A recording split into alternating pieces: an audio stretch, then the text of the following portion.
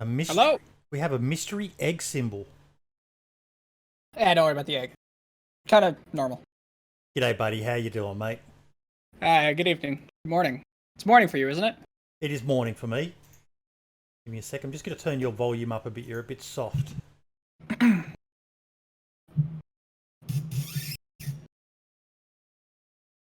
Try talking now. Hello? That's better. I'll get Cool. chat to confirm, but they should be able to hear us both quite well. G'day, Winstride, that lad. Cabillo Live, Mike Doherty, Tank Dazza. We've got Shane O'Mighty. We've got a few people in chat, mate. Here to witness my one-on-one. Did you get my mano a mano reference in the Twitter post I put out? Yeah, I did. It's a great Mano line a from mano. one of my favourite movies that is so politically incorrect, but Ford Fairlane, Rock and Roll Detective. It's an absolute classic movie. If you haven't seen it, you need to go watch it. Rinksy, Aussie Rogue, Frickin' Red, Jadfi, they're all popping in now that you're here, mate. We've got someone good looking on the camera. Oh, gosh. Relax. So, mate, I've got a format that I go through. I don't know whether you've ever watched any of them, but I want to ask you a question straight up off the bat. Sure. Is there anything you haven't been involved in that's related to DayZ? I mean, a lot of times, people come out to me a lot. They like to, they'll come out and they'll say, hey, can you make this happen? Can you make this happen? And as much as I love saying yes to everyone, I can't. So there's definitely quite a few things that I haven't had my fingers in, but I mean, there's plenty of mods out there that have just kind of released on their own. There's a whole other side of the modding community, and it can be made into an entire discussion if you want to. Like the Nightwolf side, the Russian side of the community that I don't even partake in. Yeah, that's a completely different animal. We don't even really condone half the stuff they're doing because it's literally against BITOS. But like, there's all kinds of stuff that I haven't had.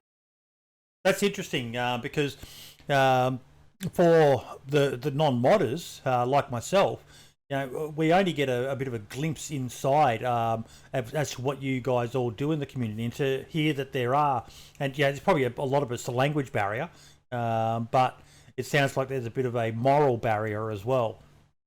Yeah, definitely, for sure, and a time barrier too. But before we go any further on that sort of stuff, mate, let's talk a little bit about you.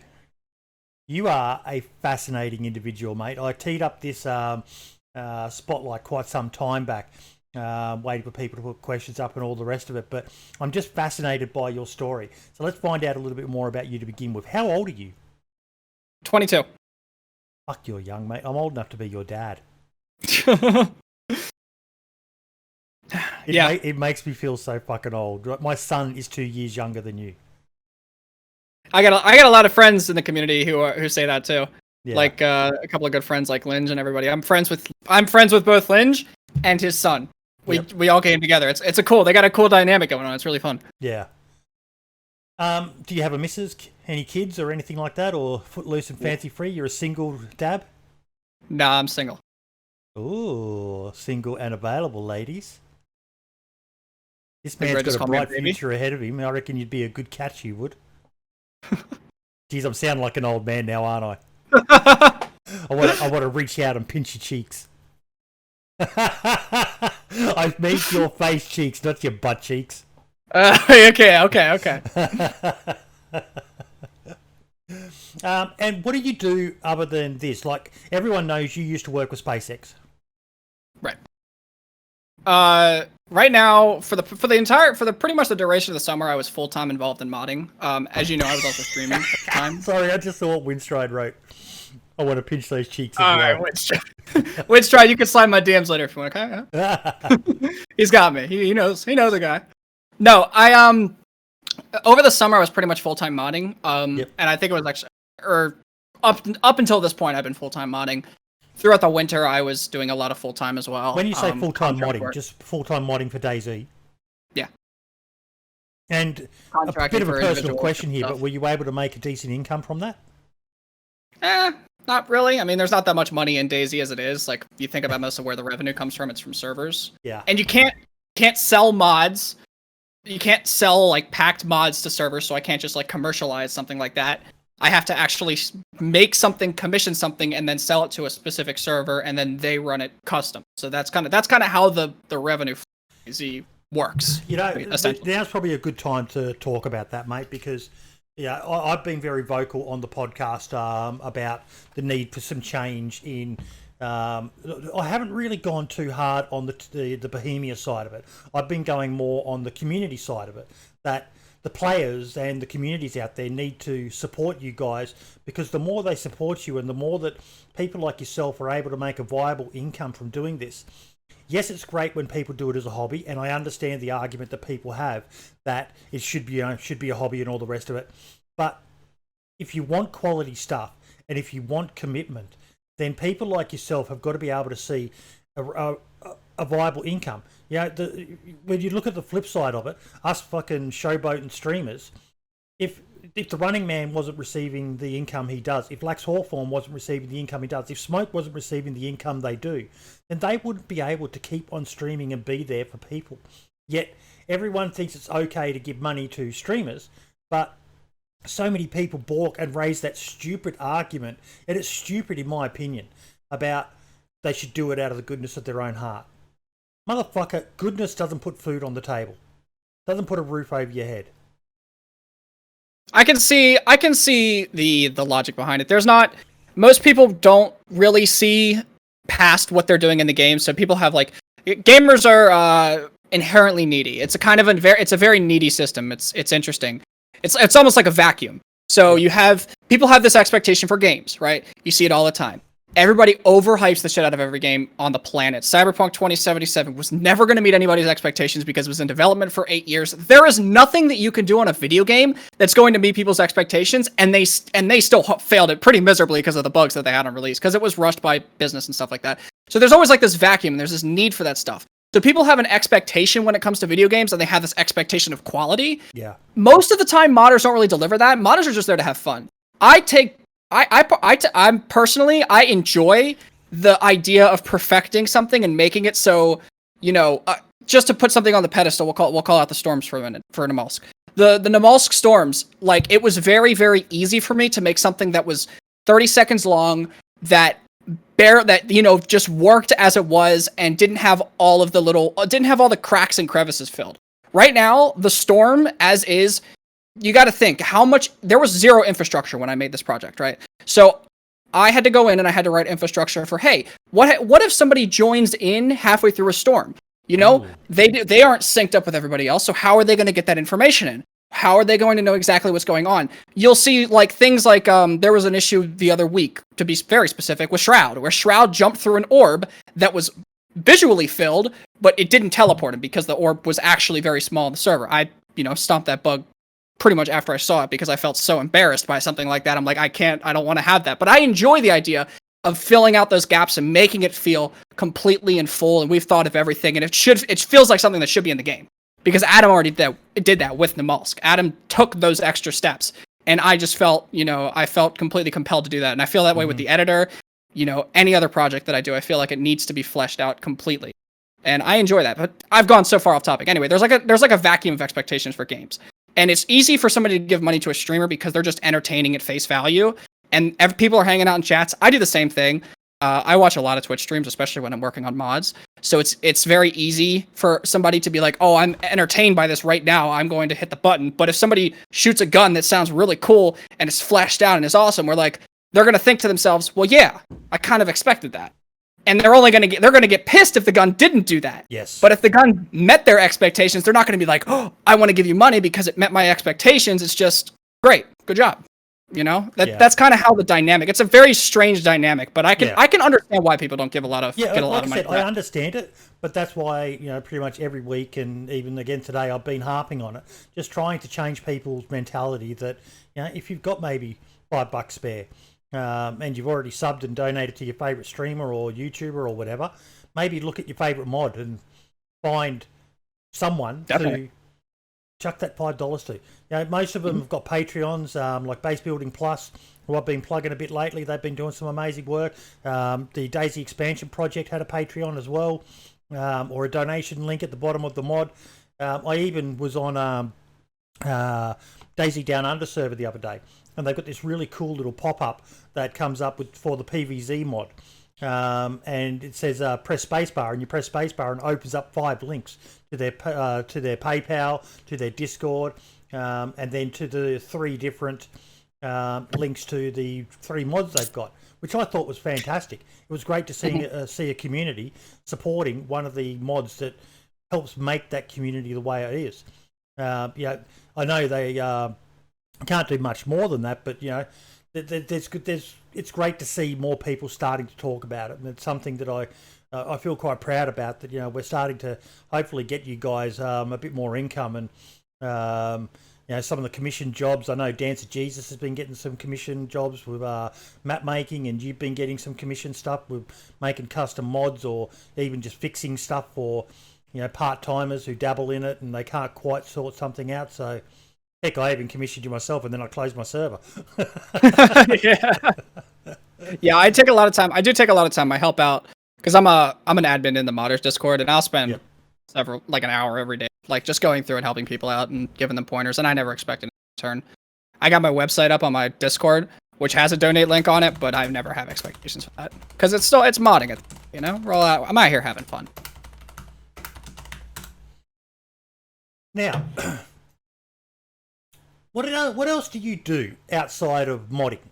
Do you have any other hobbies? I spend a lot of time hanging out with friends, playing games, getting ideas, throwing stuff around. Actually. Ooh.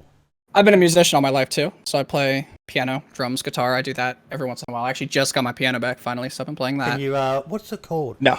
Ferdera? Huh? Ferdera, I think, is one of the most complicated piano. Ferdera, not Fuzdera. You mean that's from Skyrim? Yeah. There was a piano piece. I had a guy who I knew, and he was such a bogan sort of guy, and then one day he saw a piano and he's like, oh, I might have a tinkle. And the next thing he starts belting out this classic Fer-Elise, there it is, Lazian. Oh, yeah, I can play that. I'm not going to, but I can. It's been so long, I don't want to embarrass myself. Come on, just a little bit. Just a little bit. Just a little bit. No. Come on. People in chat want it. They want it. No. See, 2 people have said it. Just 5 seconds of it. I just want to see the twinkle fingers. Tickle the keys.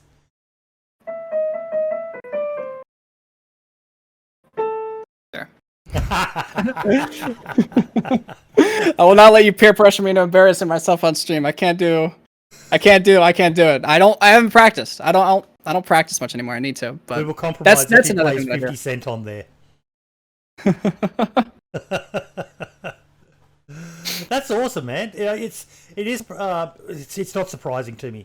You're such a talented person that I'm not surprised that it extends just beyond reading weird languages on computers and stuff like that. Yeah. So you said you've been doing that all your life. Any other instruments? I've been playing drums since I was 6. That was my instrument. What's your favorite, piano or drums? Probably drums, although I haven't done it in a long time. It's half the reason I'm so skinny, actually. It's just because I just was playing drums so much as a kid that I was just constantly slim all the time. I played so much. I feel sorry for my mom, to be honest with you, because she was the one that had to put up with me beating on the drums all day long. Yep. So you're a musician, you're a computer geek. Man, you're just ticking all the boxes for a geek lord. You must have been fucking awesome in school, man. Were you into Naruto as well? Terrible in school. Terrible. God awful. I have my transcript sitting right there. I'm not pulling it up, but I was applying for colleges, and I went through my transcript, and I was awful in school. Absolutely terrible. Really? I think I'll do better in college, but high school was just.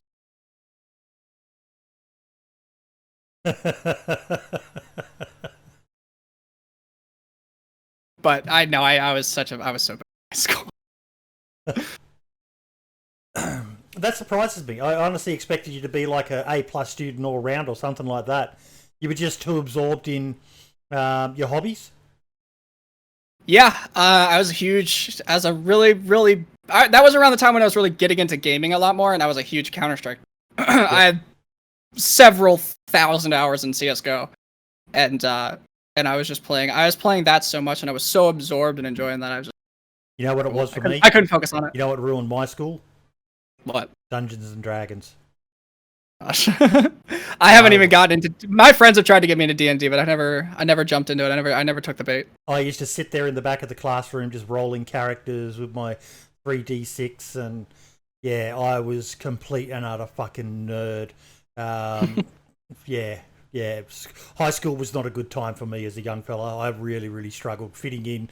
I was just totally absorbed with Dungeons and Dragons, and then with the military as well, and joined the army, and yeah. Oh. Now, the other one I want to know is your name, InclementDab. What's the story? Oh yeah. It's not all that extravagant. When I was like 15, maybe, I was playing. I needed a new name. I won't say my old name, but I needed a new name because I didn't like it. It wasn't sticking. And I was sitting on the couch in my living room, and I was playing Halo Reach at the time. And I was just trying to think of a name. Great game, probably one of my favorites of all time. Yes. And I'm just sitting there on the couch with my friend, and I'm scrolling through stuff, and there was this like ability that you could put on your character or whatever. It was just a cosmetic. It was called Inclement Weather. And I'm like, I like that word inclement. That's really unique. That's just a different word that I didn't even know what it meant when I was 15. I still barely know what it means now, and I'm 22. But I'm like, what could I put with inclement? Because the inclement's just on its own doesn't work. What about, like, I just kind of went through different things. So I'm like, inclement death.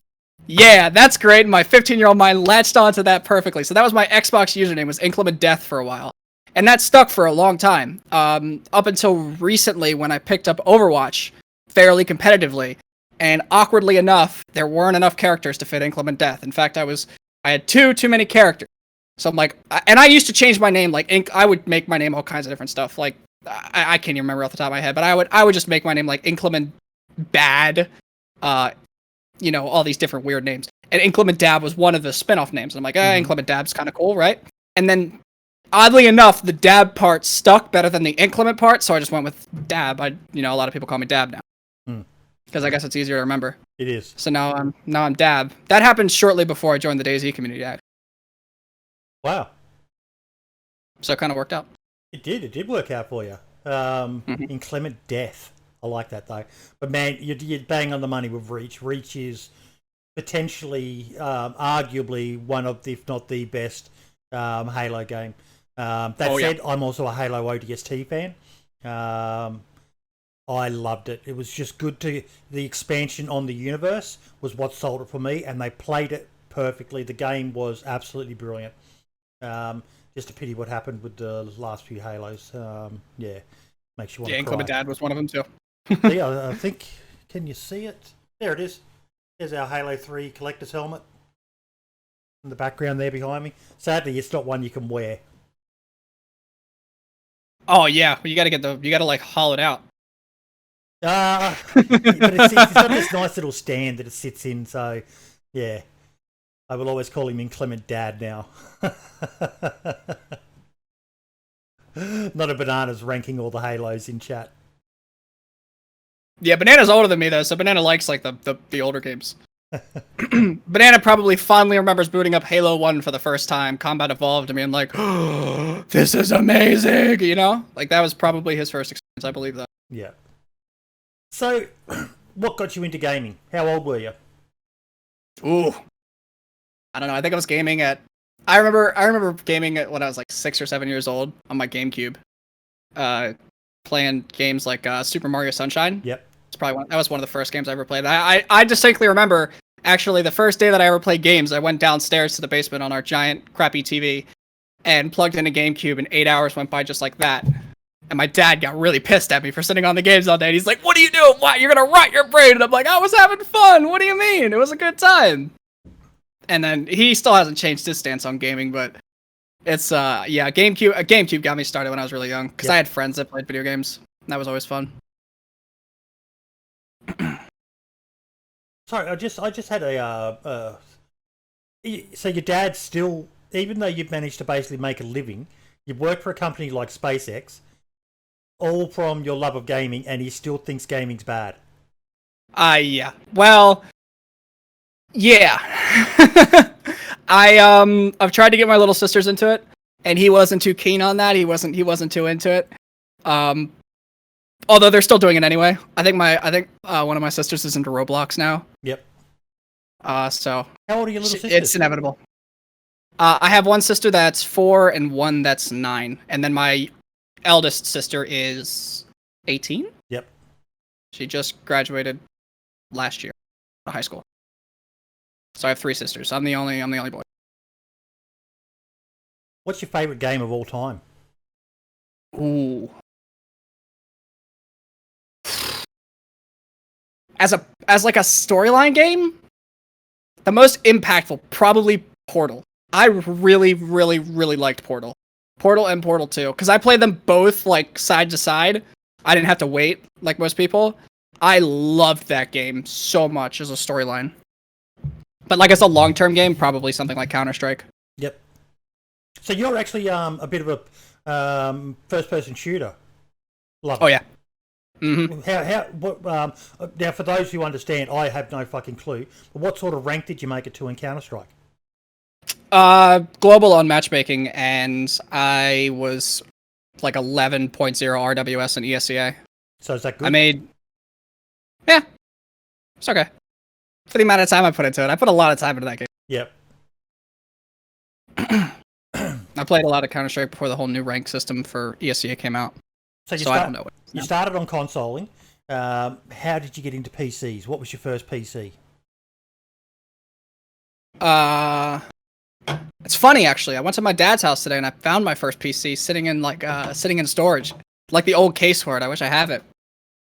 But I built my first PC just kind of off of like some old junk PC that we had in the house and off of a bunch of weird YouTube tutorials. And I basically stuck a GTX 670 or something into it. And I played Team Fortress 2. TF2 and Battlefield 3 were the big games that I started with. And it was like, I remember that poor PC was a piece of junk, but I loved it nonetheless. And I've built upon it ever since. So you built your very first PC? Well, my first PC was like something we had in the house, of course. But like when I went to do gaming, and I'm like, okay, I want to actually play games on PC. Then I did build my first PC. And how old were you when you did that? I don't remember. Probably 12 or 13. And I'm 47, and I'm too scared to fucking add memory to my computer. It's like Legos. It's like big Legos.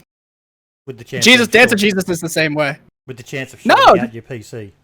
No, just unplug it. You're good. You unplug it, drain the power, fine. Drain. I think if I unplug something, it's good. Then you're see, it's little comments like that make me go, nah, this isn't for me. Drain the power. Well, how do you drain the power? Let it sit for a minute. Okay. Your computer will have power like residually in it for like a minute. If you see the little light on the motherboard turn off, then it's good. Get geeks to you, I'm being told. Don't forget your wool socks. No. Static electricity, that much I do understand. Yeah. See, you do understand. See, you're good. We're like worlds ahead of everyone else. You're fine. Dude, I've seen some nightmare stuff. Their computers are built to be like, pushed around a little bit and beat up. And I've seen people like do shit like hot swap RAM while the computer is running. I've done hard drives, but stuff like in the computer while the PC is running, and I just look at them. No, don't do that. Don't do that. No, you just gotta look away. You feel like they're committing a crime. It's terrible. Let it sit for a minute and then press the power button as well. People are saying. Yep. Press the power button when it's unplugged. That'll do it. So what are you running at the moment? What sort of PC have you got now? I got currently it's like a i7 7700K GTX 1080, 32 gigs of RAM. I gotta have a lot of RAM for all the stuff that I do, but it's not that crazy. I just got an M.2 like 2 months ago. And an M.2 is? Fast SSD. Yep. Very fast. Which was kind of big. Actually, I could probably just show it to you. It's not that much. It's kind of a mess down there, but... Meh. Yep. Top fan doesn't work. It's got an extension cord on it. It's just a computer. It's nothing crazy. I have a pill bottle holding up my graphics card because it was so heavy when it went in there. That's been in there for years.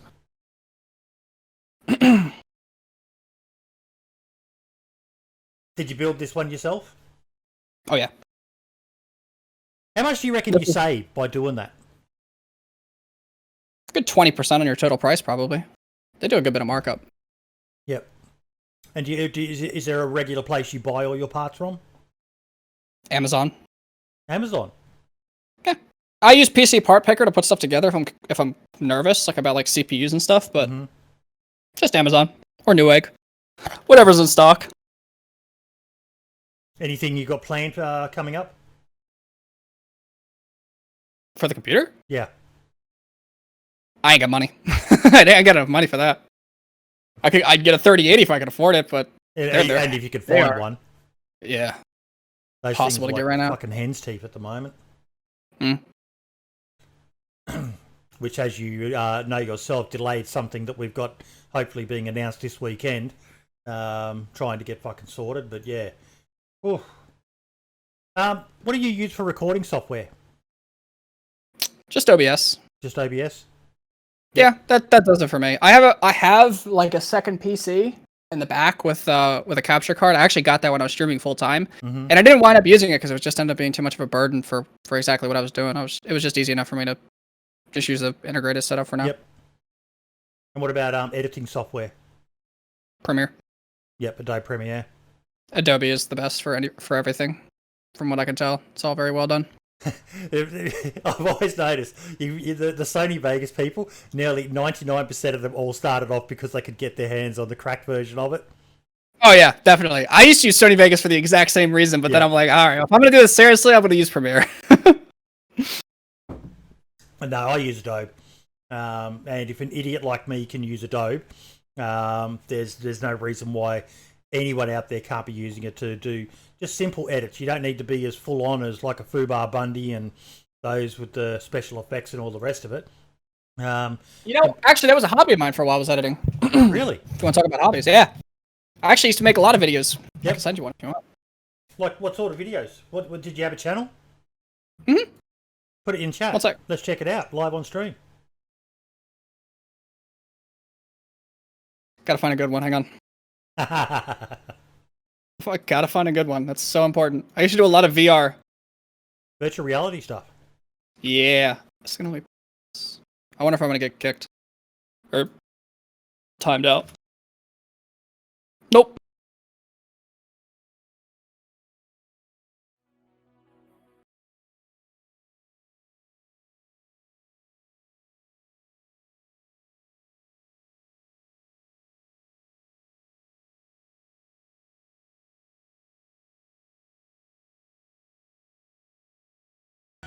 Battle of Khan Bunny sad.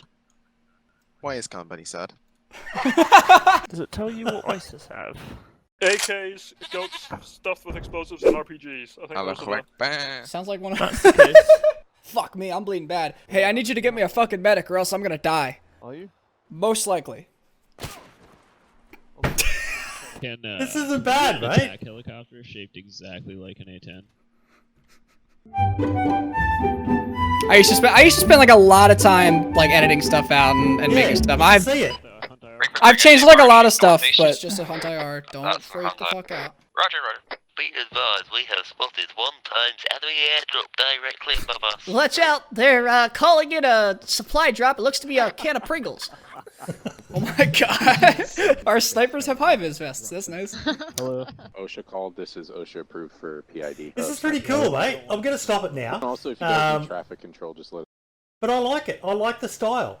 It's definitely a style that's been done quite a bit. Yeah, Jadpod's saying reminds me of Soviet Womble.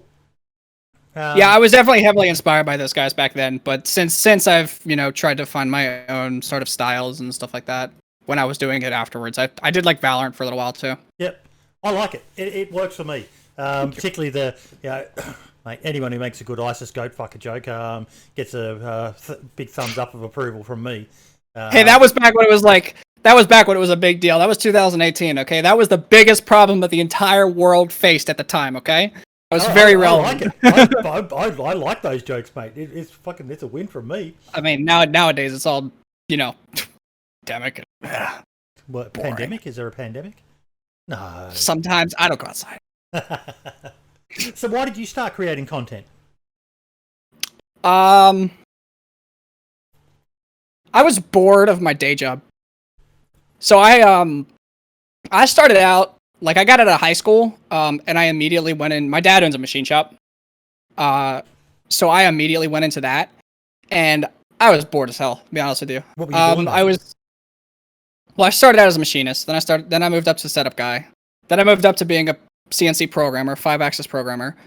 And I was just kind of like, I wasn't really enjoying it. It was very manual. It was very, labor intensive. And I wanted to do other stuff. So I was making content just for fun as an evening hobby to see if I could make anything out of it. And I mean, I feel like if I maybe continued on it when I was doing it in the first place, I would have gotten somewhere, but I kind of got a little bit burned out from doing that. But I made content just as a hobby, just because I was bored and having fun. So, in the time that you've left high school, you moved up 3 positions, admittedly in your dad's organisation, in your dad's company. You worked for SpaceX, and for the last year and a bit, you've been modding heavily in DayZ. When did you start at SpaceX?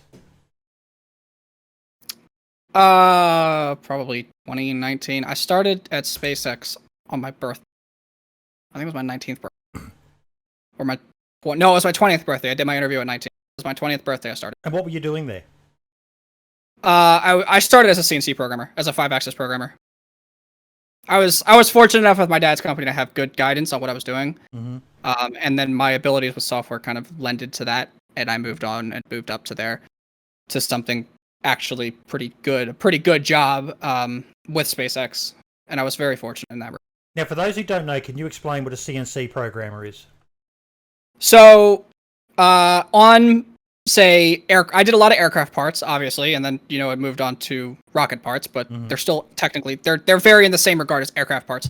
A lot of aircraft parts need to be very finely machined or created because you have very, very strict tolerances. You don't want to be on an airplane that has a giant piece of metal hanging off the back of it. Nobody likes that. That's that's kind of a bad thing. So, there's programmers that program this part. I turned the block of metal into something good and usable, and send it off to inspection or whatever. And I would hand the program off to somebody on the floor, and they would basically make it happen. And that's kind of what it was. And the 5-axis guys were the guys that did the weird, crazy stuff, the stuff that the engineers kind of thought about a little bit and didn't really think about too hard. They're like, they can handle it. They're good at it, and they sent it off to us. A lot of R&D, a lot of crazy, weird stuff. I won't go into much detail, but stuff like the SpaceX Raptor project had some of the craziest stuff I've ever worked on in my life on. To this date, like just absolutely testing everything that you know about what you're doing, and it was very fun. That was very enjoyable for me. Because my understanding of like CNC programmers is you're basically like computer metalsmiths. Pretty much. A lot of programming, a lot of letting the machine do the work, but also still having to interact and. Yeah, it was a lot of it was a combination of trade skills and computer knowledge, which was a niche in that community, considering most of the guys with the trade skills were much older than I was. Mm-hmm. And I got a lot of respect for those guys that are, because there are some very, very good. It's from what I understand as well, even here in Australia, it's a good paying job as well. Oh yeah, definitely. It wasn't really for me. I was kind of just into it from a young age, kind of grew into it.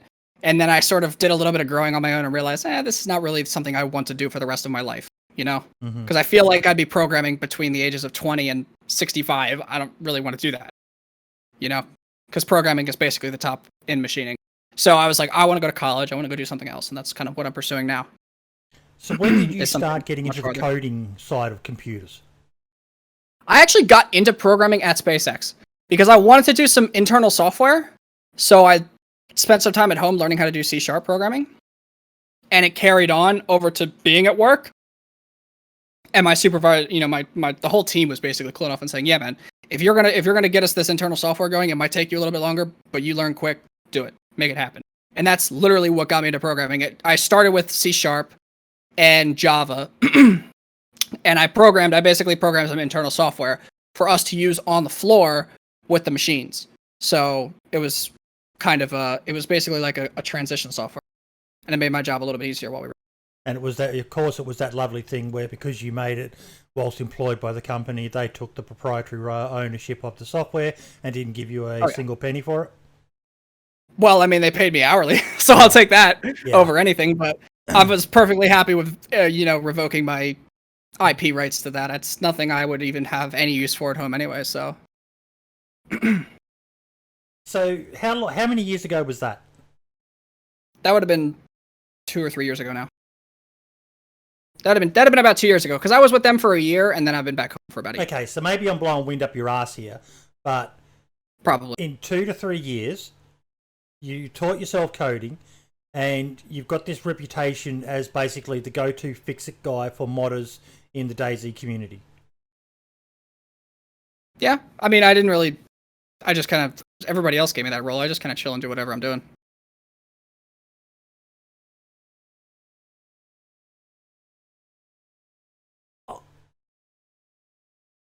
What else are you going to be doing? This is one of the reasons why I asked you to do a spotlight interview, is there is so much possibility and so much potential stored in your, what did you call yourself, scrawny little body.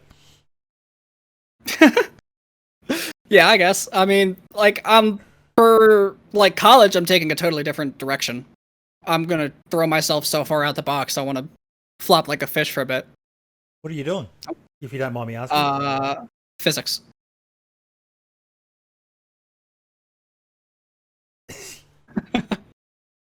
So you said I want to get to research in high school because you were admittedly paying more attention to things that Actually, weren't as important as your studies, and you're going to go do physics. What did you get AP for Physics. Maths? What did you get for maths? Well, I failed Algebra 2 in junior year, and then I got a D in senior year. But hey, I relearned all the stuff that was in Algebra 2 after I got out of high school and understood why they were teaching it to us in the first place, because I never understood that shit. I'm like, why do we care that y equals mx plus b? I don't understand. That doesn't make any fucking sense. Well, now that you do it in games programming, it makes sense. It's easy to sort of put stuff together when you're in that range of area. Like when you're in high school, it's just a marker on a whiteboard, you know? I have this philosophy that if I ever meet the bloke who combined the alphabet with numbers, I'm going to punch him in the fucking face. Somebody had to do it, right? Yeah. It needed to be done. I hated algebra, fucking cosines and tangents. And when I was in school, I hated it too. I hated the shit out of it. Yeah. And it still kind of drives me nuts, but not as much as I used to. God damn, you're fucking annoying at how good you are at so much shit. I'm terrible at other things. Like what? What are you terrible at? Conversation. You're holding a very damn good conversation right now. Yeah, social lubricant. Helps a lot. As Jad's saying, it is much easier to learn when you want to learn. So I think that's where a lot of people do struggle with school is, they're forcing it. It's hard, when you're that young to picture why this, unless you've got tiger parents that, control your life, it is hard to fully understand the reasons why you need to learn this stupid stuff like letters being involved with fucking numbers.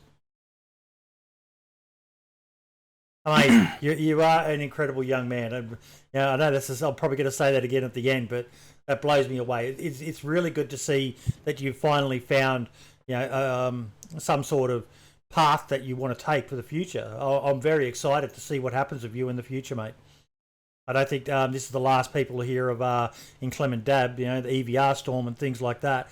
I think that's going to be just a bare footnote in the story of what you get up to in the future, mate. Sounds like a nice future. I appreciate it. Now let's talk a bit about DayZ. Did you play the mod? Oh yeah. Yep. Yeah, I played that through high school too. DayZ mod and Counter-Strike was my high school. Yep. Do you get to play much DayZ? Yeah, with friends. I'll play in the evenings. I've actually been streaming again recently, just playing the game with friends. No modding, just having fun.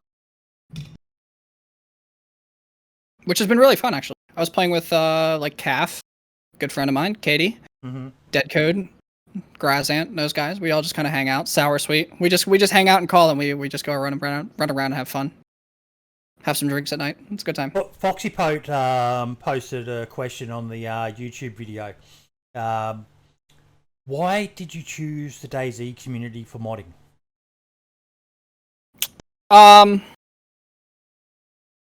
I think I remember bits and pieces. Like I was just playing games. I was playing Valorant, and I kind of caught wind through a friend or whatever that like DayZ finally got like helicopters and vehicles and stuff, and it was expansion that did it.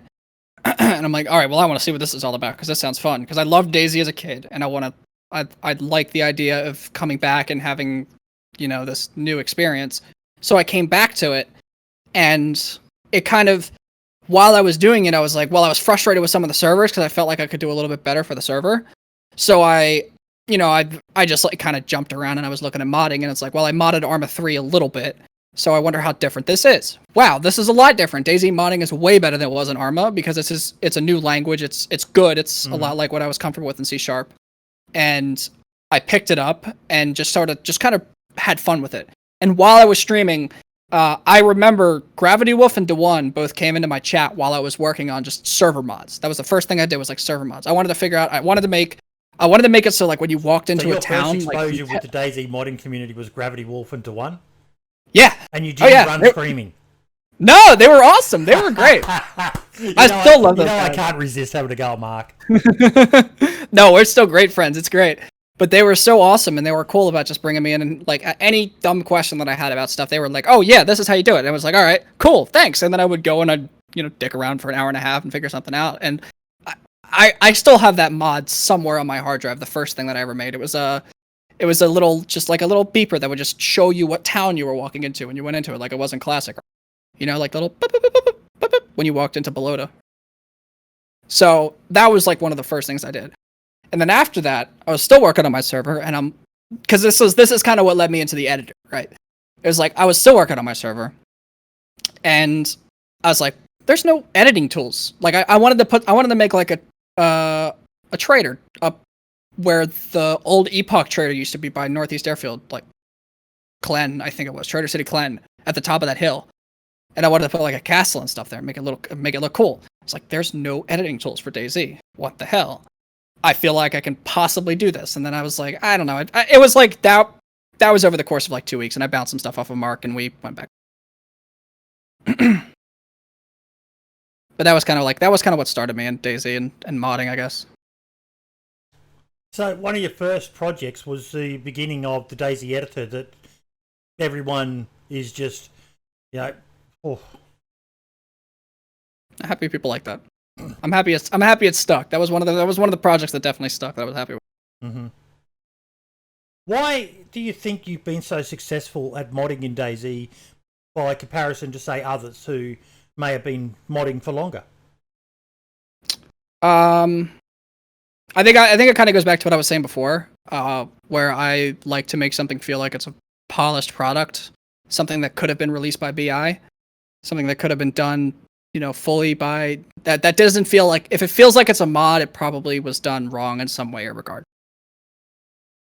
I want to go on a little bit of a tangent here, because you just said something that could have been done by BI.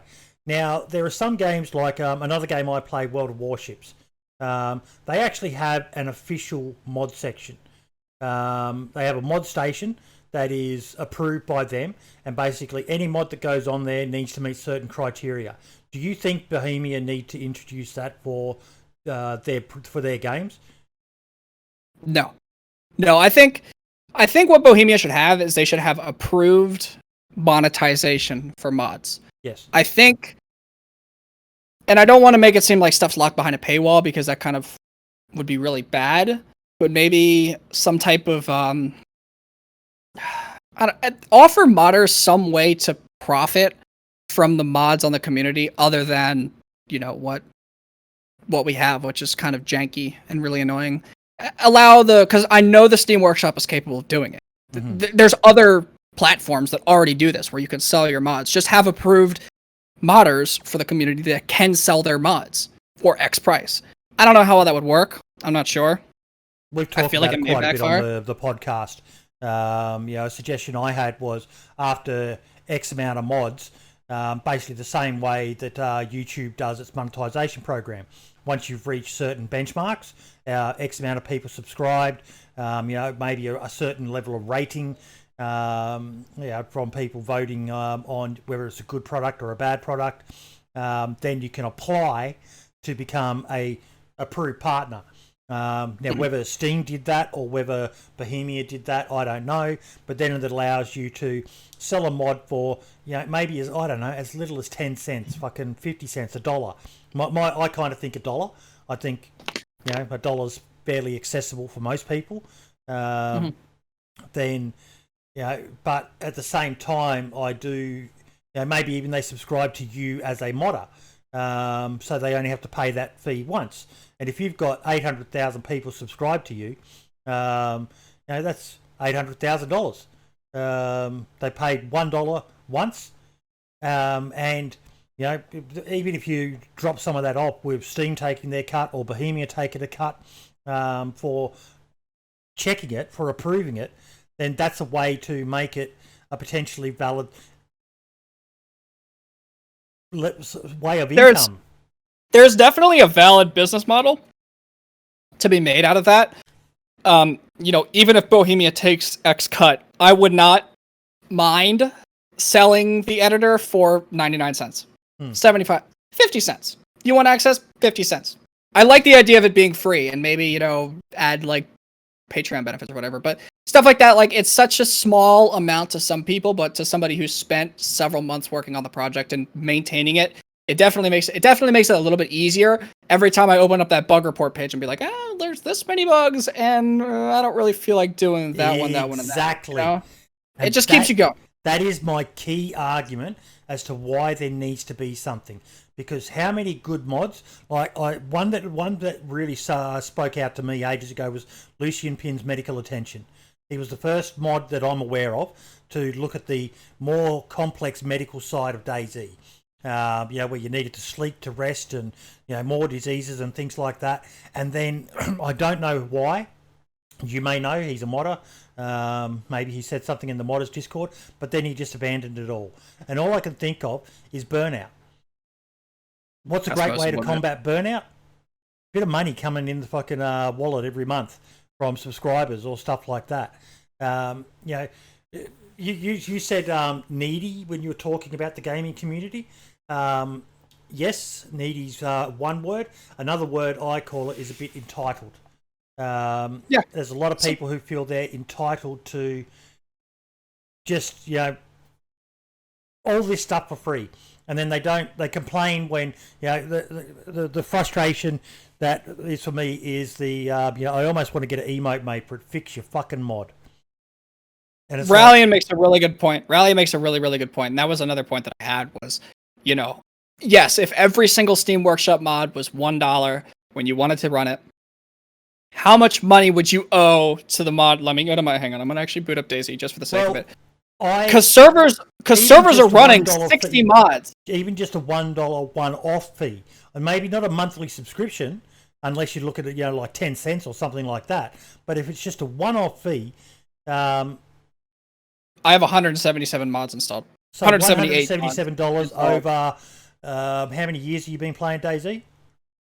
Standalone? Well, no, I'm not saying it's not justified. I'm just saying it would cause an imbalance. I think that's why the partner aspect, or rather approved mod, would be a good route to go by that. So that way you don't have every mod on the workshop. I feel like Essiker is something people would pay money for.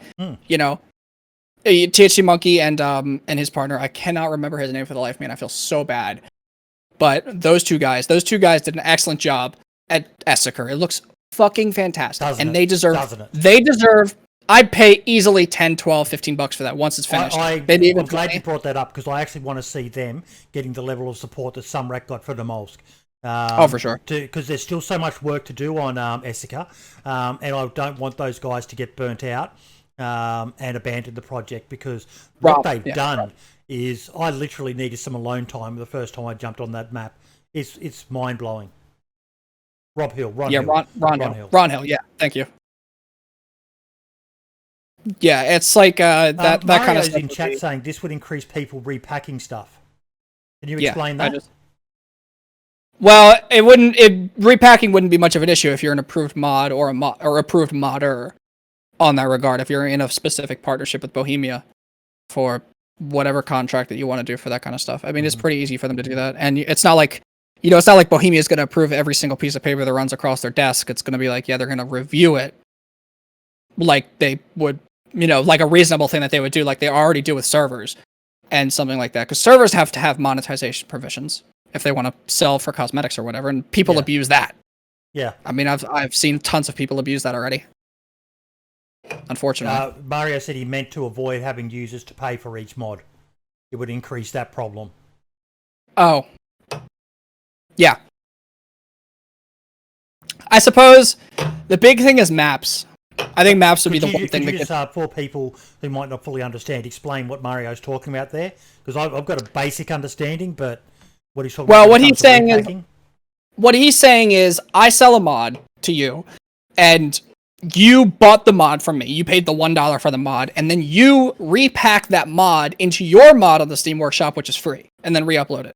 And then you get 10,000 downloads, and I only got $1. Is basically what he's saying. Okay, so straight away, what I think there, the easy way around that is, like when it comes to buying a video game, you're buying the right to be able to use it, but not to sell it as an asset. So that would just become although I do know that Steam's DMCA system is pretty fucking woeful. You would be so busy DMCAing people, I don't even know if it'd be worth the money, honestly. Yep. You'd be literally full-time DMCAing people because people in the DayZ community will just re-upload that all day long without your permission. Yeah. Even if you use every tool that you have in your tool belt against that, they will still do it. There will be people out there to do it. Kind of sad. Yeah, it's a great discussion. I love having this discussion because it comes back to what I said at the beginning. There needs to be more support for you modders, but what the correct answer is... Well, I just had a thought. Something... And I'll let you go, but like something like official mods sponsored directly by Bohemia. So Bohemia buys the mod from you, and then Bohemia resells it, or Bohemia sells, because that's exactly what Arma 3 is doing. Basically that. So the Essaker would be like Lavinia. Essaker would be like Livonia is, where it's literally a DLC map, or Namalsk would be the same way, where it's literally a DLC map and you make X money from it. Now I know Adam does not want to make a penny beyond donations on that. That's totally his decision. But something like that because that would definitely make people really, really want to make maps and high quality mods and full expansions for the game. Oh shit! Sarah Moore's just turned up in chat. No, it's not the thing Sarah Moore's thinking about. Sarah Moore's thinking about the other thing. This is the other thing from that thing. That's a different thing from that thing. Ah. he knows what I'm talking about. We'll get back onto finding out a little bit more about you. If you could add anything to the game, what would it be and why? Anything?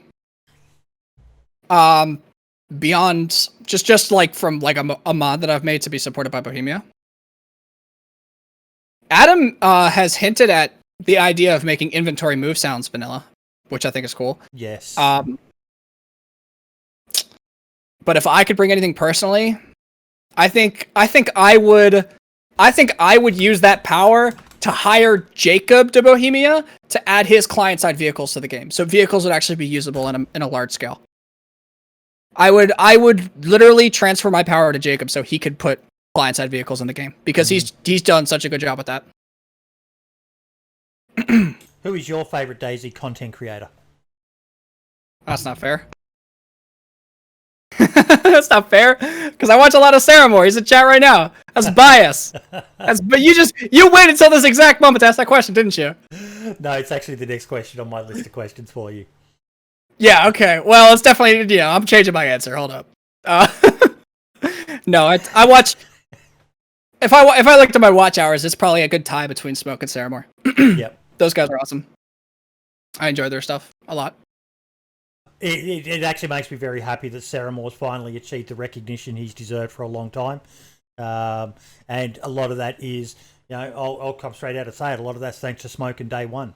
Sarah Moore is almost one of the kings of that mad sort of style. He's been doing that for so fucking long. And he's finally up there with the big boys now. It's good to see. Sarah Moore's even agreeing in chat, Day One was a godsend. Do you do much with the Day One service? That's where I play when I do play. Yep. And you must have Yeah. priority queue. You must be one of the cool kids. I'm friends with them. They're good friends.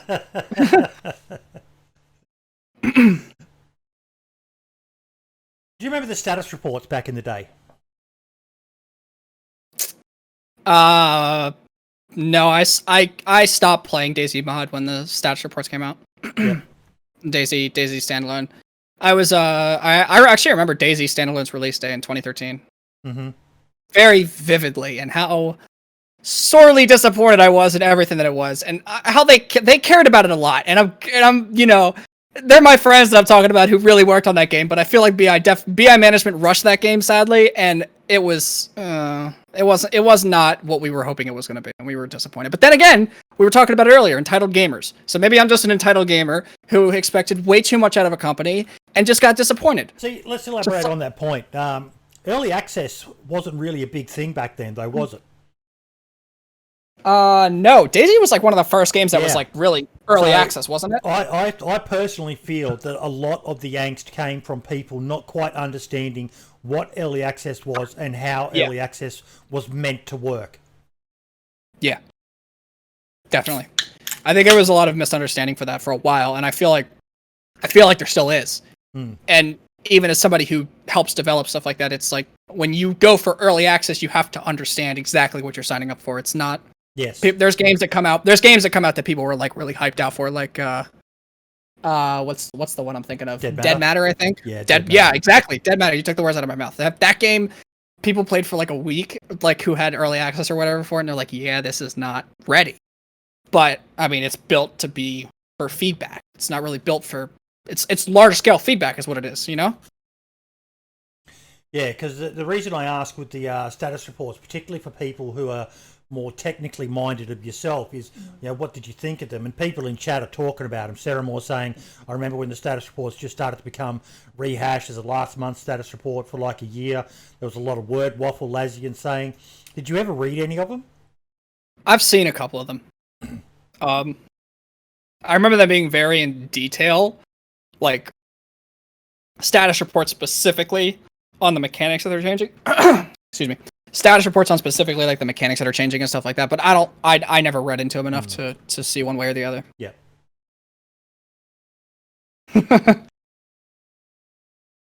What, if any, advice would you give to the dev team if they happen to watch this? Well, that question's kind of irrelevant for you because you talk to Adam quite regularly.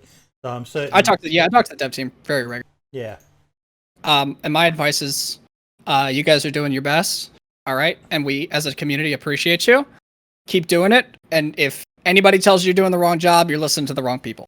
Yeah. Because they are, even if people aren't going to agree with every change that they make, at the end of the day, it's your vision. And Adam specifically, you guys keep it up. And he's got a good vision for DayZ, in my opinion. I know some people aren't happy with it, but I love the direction the game's been going. They're trying new things. They're not afraid to experiment. Yeah. And I'm glad for that. I'm happy for that. That's the only way that crazy good new things happen. Sometimes you got to crack some eggs to make an omelet, you know? Yeah. It's like, that's why it's my profile picture, you know? Sometimes you got to crack some eggs to make an omelet. Oh. So on the egg, you got to crack the eggs. You got to sometimes change different things. You got to do new stuff to play around with it. And yeah, DayZ has obviously always been like this military simulator that people have seen. It's going to be controversial if they want to make changes like that. But if it's changes, let them play around with it. If it doesn't work, they'll put it back. Do you think that they should be doing something now with some sort of updates publicly? I know they do the patch notes, but just something giving people a bit more information.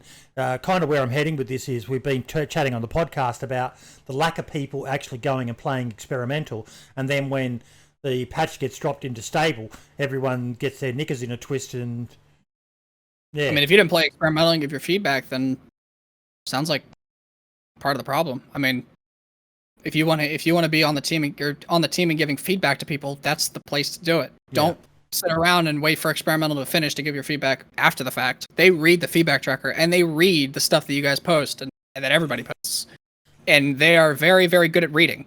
I promise you, they know English. All right, they are reading those terribly weird things that people have to say on Twitter, and I don't know how it doesn't get to them, to be honest with you. I don't know how it doesn't drive them crazy, but they do read it. And if the vast majority of 60 to 70% of people are saying this is not a good change, then I promise you they're changing it back, or they're figuring out a different way to approach what they were trying to accomplish. They're going to take your feedback seriously. They're people just like we are, you know? So they're, yeah. I mean, like if you want to like get change early and get your voice out there, play experimental and get with it. Cause like I played experimental and I gave my feedback to the guys. Granted, I, DM'd Adam and I told him, yo, the garden plots are fucking floating, dude. Can you fix that, please?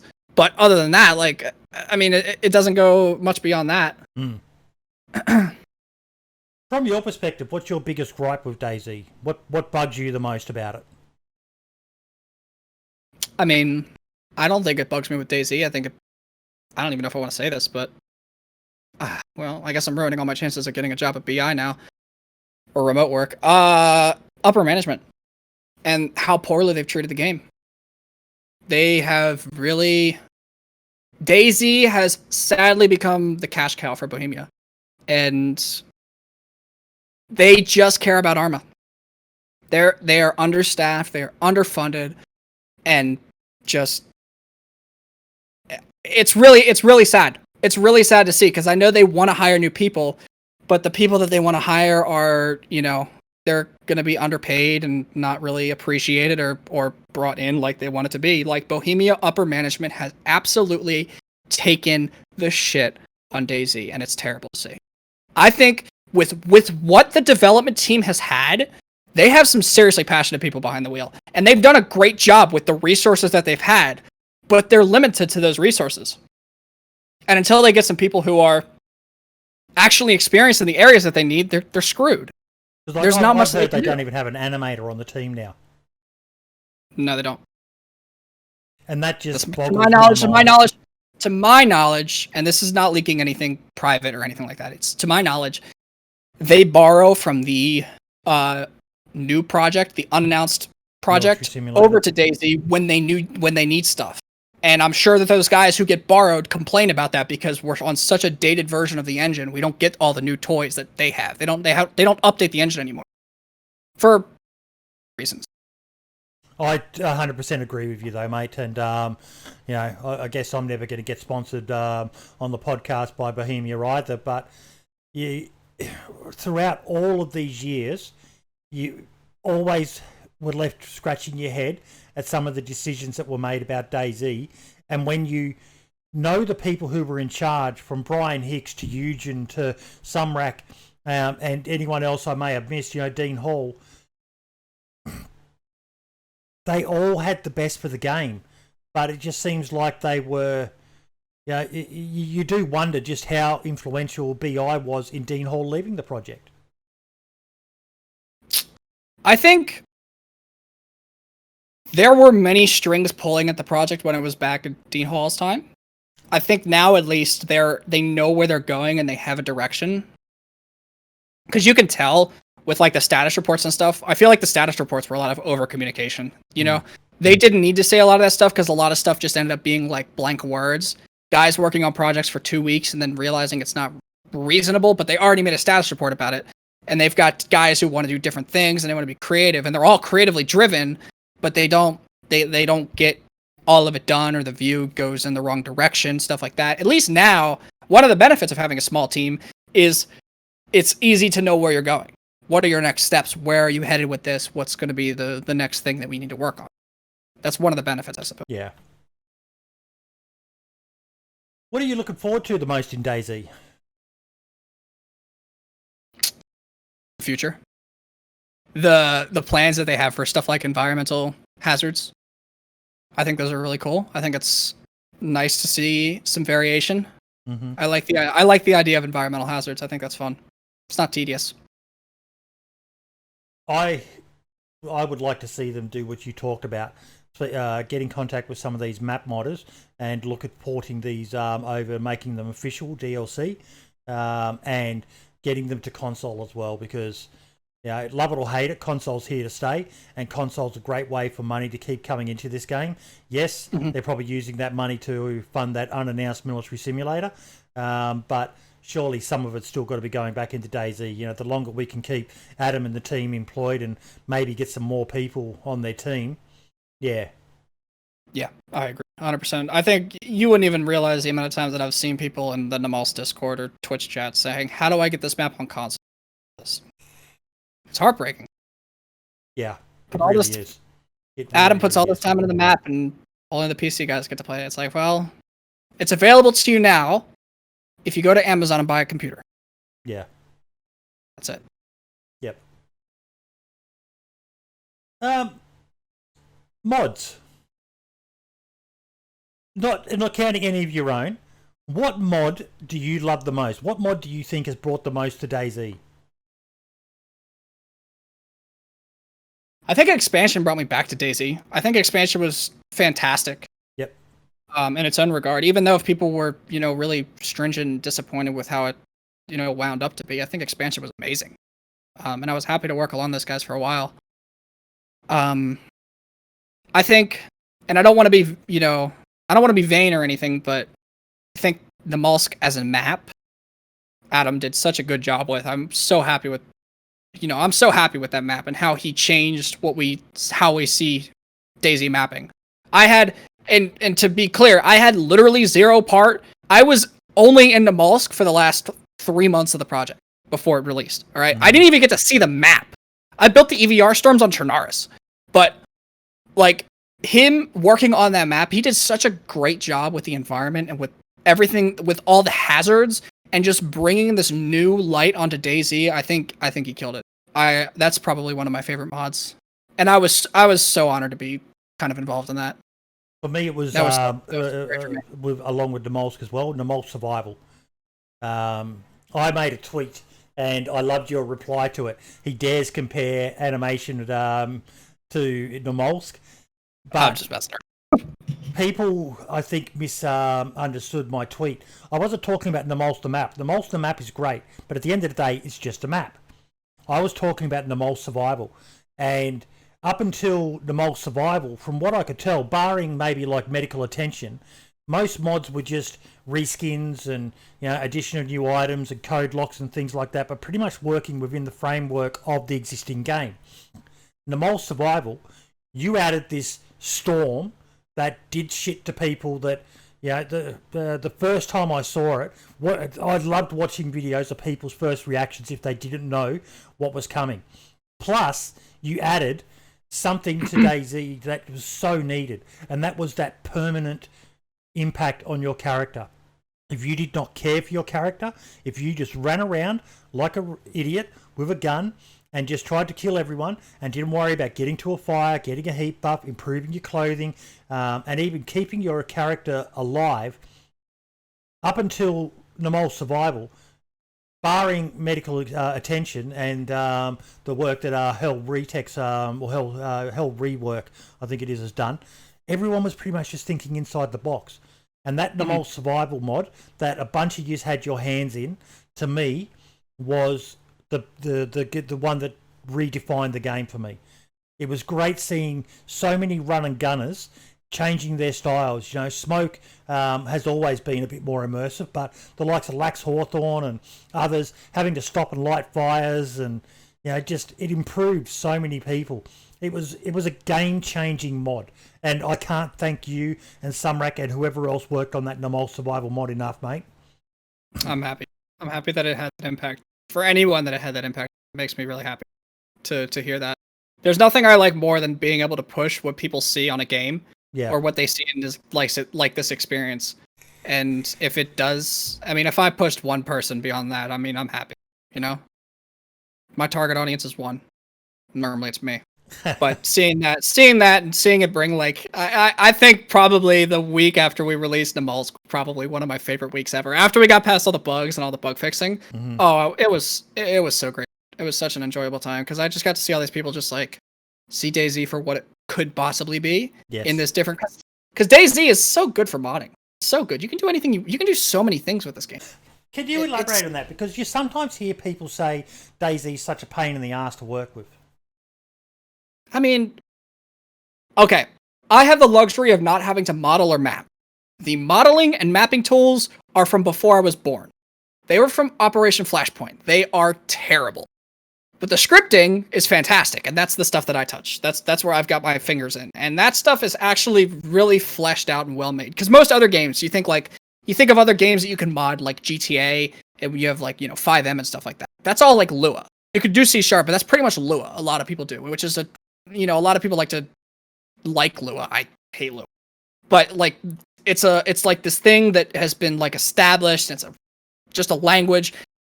DayZ has taken a completely different approach, and they've kind of pushed the envelope so we can push it further.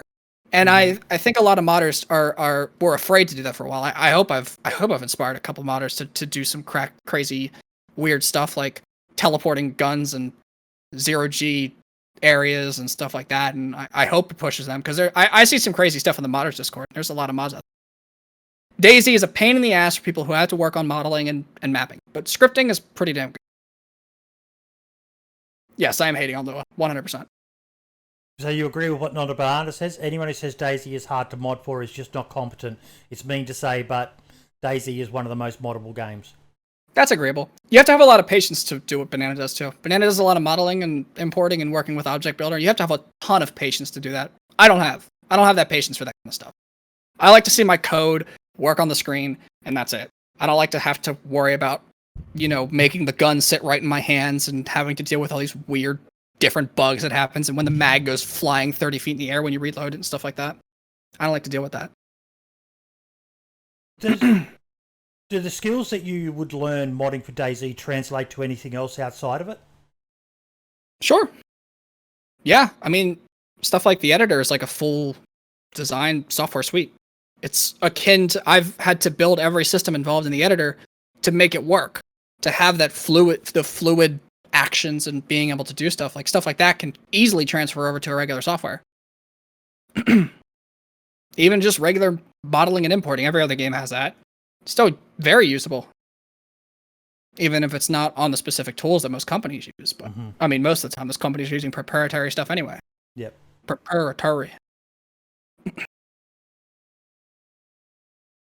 One last question before we start getting into some more personal ones and that. How many people per server do you think is the sweet spot? Depends on the map. Namal's 40 to 50. Probably closer to 40. I think that map is pretty good where it is. Chernarus. I like Chernarus servers filled. 120 people if you can do it. If you're running like a close to vanilla, fill that shit up. It's a big map. Yep. And I don't play enough Livonia to tell you, but it's very map dependent. Livonia is such a funny map though, just because of the way it's laid out. Not a lot of people bother heading south, so you end up with a lot of people along the river, and it turns into a bit of a shit fight. But it was quite popular there for a while because of that reason. People could run from town to town and knew there was always going to be interaction. Yeah. Got some rapid fire questions for you. Just say the first thing that comes into your mind. Favorite long range weapon? In real life? What? Or in game? In game. Tundra. Least favorite long range weapon? Pistols. Favorite auto weapon? M4. Least favorite auto weapon? Scorpion. Hate that fucking gun. That thing annoys the shit out of me. KOS. It's fun. First I'm person guilty. or third person? First person. Favorite place on the map? Chernarus? Any map. What's your favorite location? Athena 1 when shit's going down. Favorite server? Day 1. Public or private service? Public. Oh. So you're not a community service. I actually probably should word that. Official or community service? Oh, community. Community. There we go. What has kept you modding for DayZ? This is an elaboration on Foxy's question. The people. I've made a lot of good friends along the way, many of which are in chat right now, hanging out. And they're all very much good friends, great friends. And they keep me going and they keep pushing me. And, even if a lot of them aren't modding anymore, they're still yelling at me to do weird stuff in modding and kind of inspiring me. And there's other people in the modders Discord that inspire me all the time. I get asked weird questions and I'll jump in and I'll keep going. And that pushes me to do other things and continue on from there. But it's the people, sure. Now, It was if just me anyone in modding, chat has a question, now's the time to start posting them because we're getting down to the final ones. But you've answered a few questions for me already, just in the general conversation along the way. What do you think the devs could do to improve the game for modders? Well, I have like a couple of very specific things, but Go for it. Now's your time. you know, this is going to sound really crazy, but I think crazy is good. After you guys release Armor Reforger, backport it to DayZ. You know, convert all the models. Say, fuck every mod that has ever released in your entire life. We'll get over it, all right? We can re-import our models, or give us the P3D converter. But backport Reforger once it comes out. Because, holy shit, half of this community wants to do great things, but nobody wants to use Object Builder. God, it's terrible. So God, what's it's terrible. Reforger? The unannounced military simulator. The next thing that's on Infusion. Whatever comes out, whatever they're coming out with on Infusion, whatever that's planned is, when Bohemia releases that, backport it. Put a couple of guys on it. Give them it'll take them 3 weeks to probably do it. Maybe a month or two, but backport that shit because it's good. Expose everything. That too. Give me the source code. Give me the source code. Just give it here. Do you have any thoughts on zombie hordes roaming, running through forests or cities, climbing and screeching about? That sounds terrifying. Please do it. Can the game handle it though? I keep hearing people say the game can't handle that. The game has a hard time handling large amounts of zombies in areas. So like Vorkuta on the Mollusk has its issues. Like if you look at Vorkuta, it lags your game more than if you look away. Mm-hmm. But if you have stuff like spread around zombies and hordes and stuff, as long as you're not getting too extreme with it, it should handle.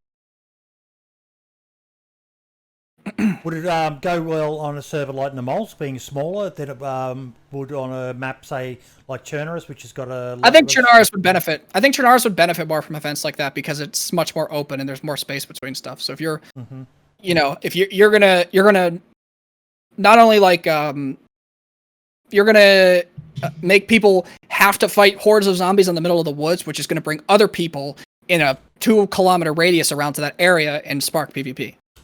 It's going to kind of bridge the map more. It's going to be more helpful if you do something like that. Jadvi asks, thoughts on volumetric clouds, viability of implementing them once again? I told Bohemia, I said, listen, I've worked with shaders before. Hit me up. I'd be happy to help you guys put them back in. I love them. They look great in 6.3. They're awesome. How proud are you of your editor tool? Thank you. I saw one other question. Thoughts on a desert map and time period? Oh, I missed that one. I think a desert map would be awesome. Yes. I think we have, or a jungle. I think something hot would be fantastic. Jungle. I think Livonia should be hotter. I think Livonia should be hot as shit, and that should be the challenge. Everybody should be running around in shorts and a t-shirt all day long. If you have too much...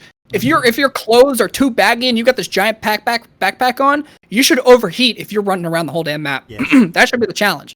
Like Namalsk is cold, Livonia should be hot. We just talked about it recently. There was a patch in DayZ that was very hot, and everyone running around in ghillie suits. They spent half their time hiding in bushes, the other half lying in creeks and ponds and stuff, just trying to cool down, so they didn't die from heat exhaustion. As much as the desert map would be nice, and I'd probably come around to it more because I remember when Winter Chernaris first came in and there was no ground cover to hide in, and in the end I thought, well, actually it's easy to run around because they can't hide as well to ambush you. But the thought of a jungle map, oh god, that gets me quite excited. Like something like a rainforest, something dense that you have to fight the elements there. Just anything that employs more environmental hazards is fantastic, and I've seen people who want to do that, and maybe some of them have definitely gone on to do it. But we'll have to see what they come up with because I think it's gonna be awesome. What do you think about the rumors that Ceramore is a car? He's a car. He is a car. He's a car. He's a car. Definitely a car. Chat. His receiver streams are just he hires somebody for that. He's definitely a car.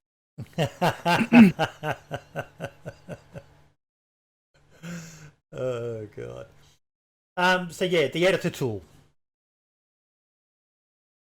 You must be pretty proud of that, mate.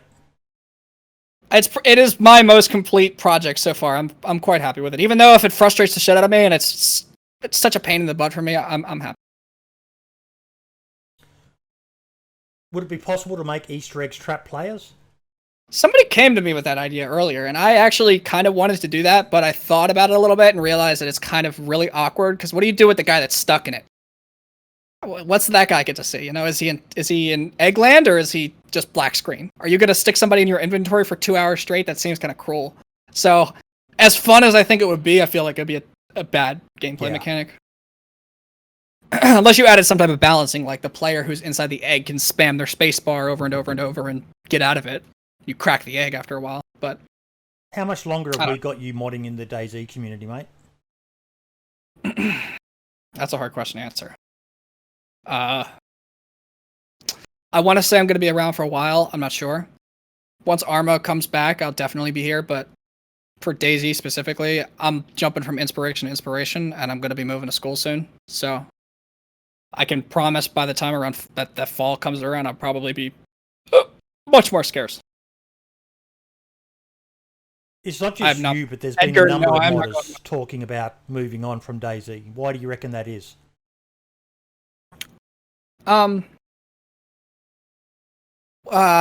It's hard to find projects that's fun and enjoyable to do all the time. Like, Jacob was out for a while, and now he's working on AI. But after AI is done, I'm sure he'll be back to... Modders want something that can challenge them and can push them and give them new things, you know, while we're all, you know, enjoying ourselves and having fun and want to do it.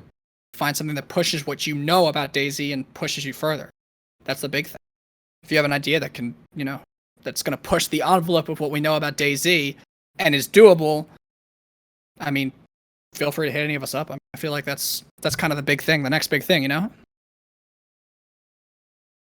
I've got two last topics, both things that you've been personally involved in. The creator server, mate. Mm-hmm.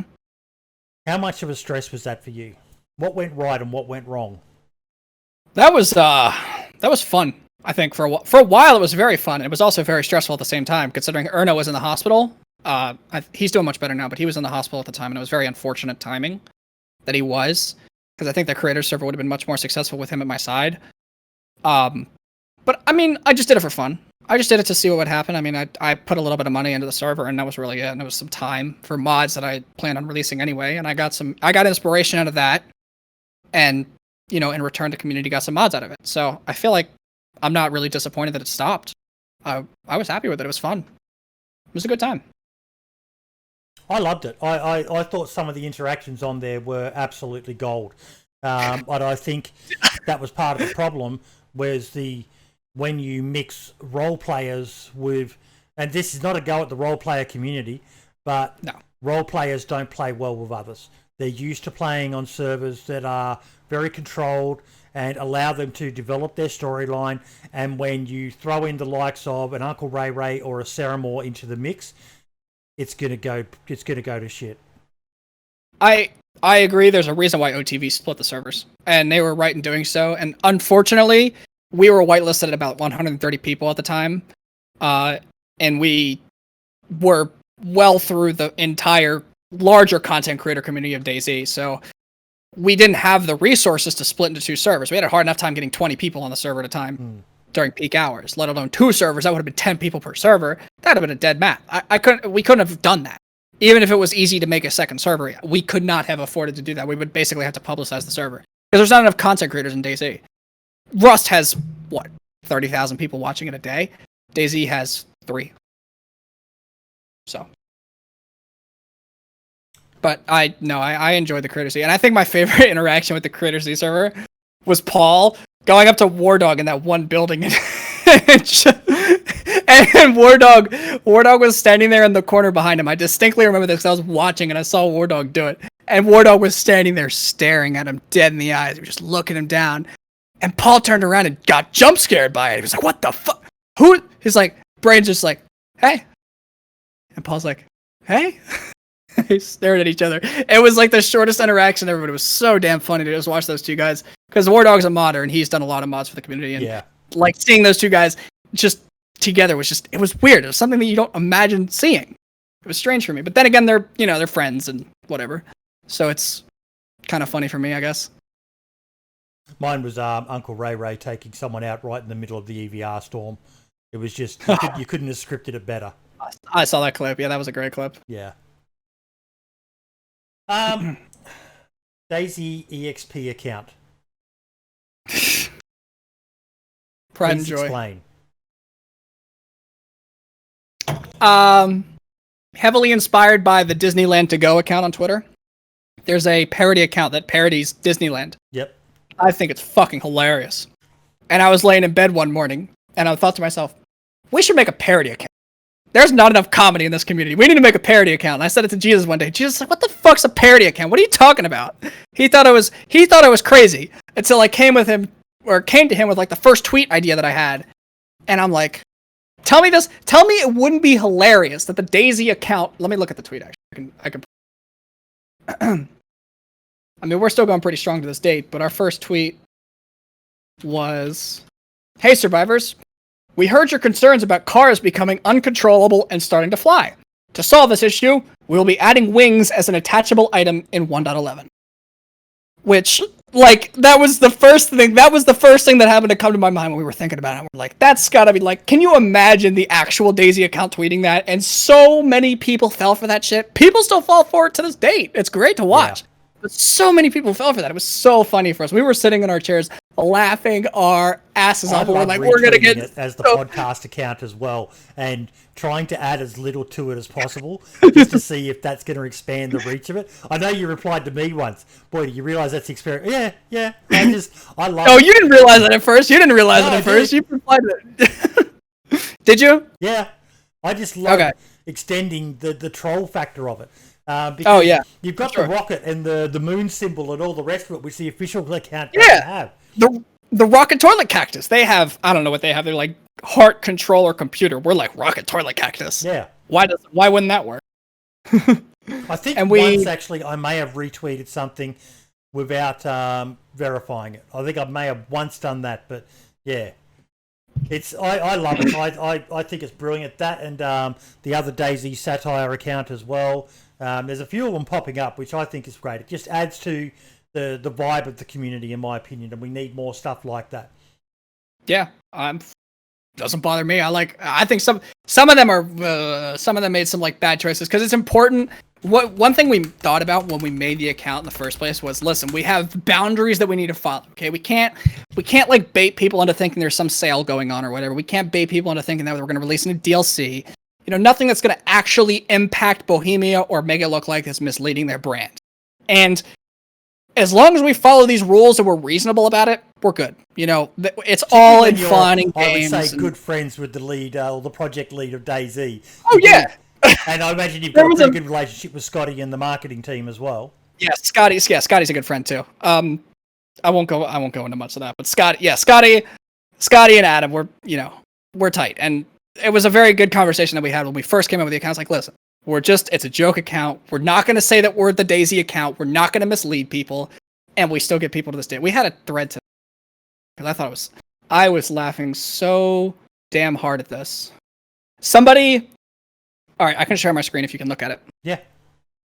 So somebody thought that DayZ tweeted, thank you for your feedback. Yes, I'll be looking at cleaning potato peels with the server restart. Yeah. Somebody responded and then somebody said, these guys aren't the real DayZ devs. They are a joke page. This is the real DayZ account, by the way. Yeah. Somebody responded saying it's the joke page, and Scotty posted that to us. Scotty told us, and we were like, he's like, yo, they're confusing us for the fake account. So Scotty responds, I'm a real boy. That's real. It's like, my bad, guys. I'm sure you guys know that you have that you have someone who's made a joke page, and seeing y'all so active and joking with the community so unusual makes me happy. And then I got on the experimental account and I responded, am I a joke to you? I tried to stay out of this stuff, but I thought it was too funny. And then he still didn't realize. Doesn't know who she's confused now at this stage. They still don't know. They still don't know. They said to that, I just want to say I love what you guys are doing for the game. I feel like some things should be changed and others added. It would be blah, blah, blah, blah. Community did some of your decisions. Maybe do a poll with a few things that would like to be added. And then Scotty responds, wait for it. I was dying at this earlier. I missed that whole interaction. And oh my gosh. That is the sort of stuff, like, I still think back to what is without a doubt the golden age of DayZ Twitter was when Yakub and Scotty were tag teaming people, trolling, and oh my god, it was. I remember Brim and I were just, like little schoolboys. We added a segment to the podcast, DayZ Twitter Watch, because they need to do more of it. They really need to do more of it. It's good to see DayZ having a bit of fun. Yeah, for sure.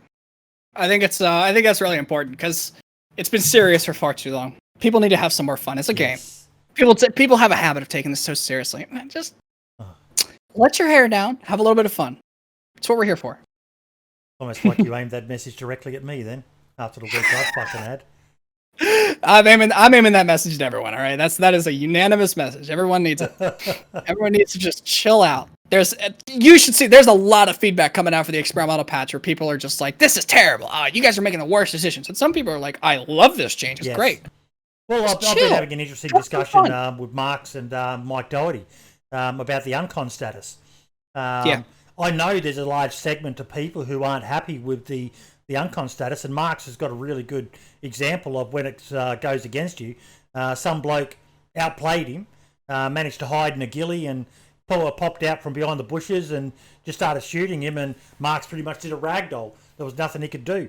And he goes, it sucks when that happens. And I was like, but it's rewarding that guy for playing tactically superior. So I played experimental when everyone was getting stunned by heavy caliber. So I got into a shotgun fight with someone at Northwest Airfield. I had a Saiga. I don't know what he had, but whatever the hell, I think it was an AK or something. Whatever he did have, he hit me and I got stun locked, and so did he. So we shot each other, and then he gets stunned and I get stunned, and then we both run away and then come back, and then we both stun each other again. And then at that point, my camera got bugged because of getting stunned. It's a stupid bug that happens with the game and is being exacerbated by the new stun mechanic. So I could not aim my gun anymore. I got the bug where you're aiming down sights and it goes off to the side. I got that bug. And he won the fight specifically because of that bug. And it was so annoying because it's like, well, I understand that you get knocked back, but I feel like my personal opinion is your stamina needs to be lowered. Not getting like hard stun locked. Hard stun locks in games never really work well unless they're implemented like perfectly. And in this case, it just feels like it was phoned in, and they just like, oh, we need to add something. Let's add something here. And instead of reducing someone's stamina from getting shot in the chest and knocking the wind out of them, they just decide, oh, we're going to stun them, and it's 8 stuns. Yeah, but see, if you knock someone's stamina, they can still aim from the hip. Yeah, no, yeah, for sure. It's something you have to worry about, and maybe you change how the stamina system works, stuff like that. But if for instance, you can't aim down sights anymore when you're at 0 stamina, versus that would be very annoying when you had 0 stamina, so you'd have to think about that. But if, just for instance, you were forced to aim from the hip after you got shot, whereas the other guy could aim down sights, and he got the jump on you, that's his advantage, right? You can't aim down sights anymore, your arms are down, maybe they add broken arms and you can't aim down sights. That would be good. You just got your arm blown clean off, so you're working on your other arm and your imaginary finger here now. That's all you have. You're about to lose this fight. How are you going to win it? Maybe you're playing the from accuracy of your aiming from the hip is tied into how much stamina you have as well. Sure, something like that. Yeah. Something specifically like your gun is... You have something... There's so many different things you can do, but stunning... I've watched stunning ruin Overwatch. Don't let it ruin DayZ, please. Okay. Stun mechanic ruin Overwatch.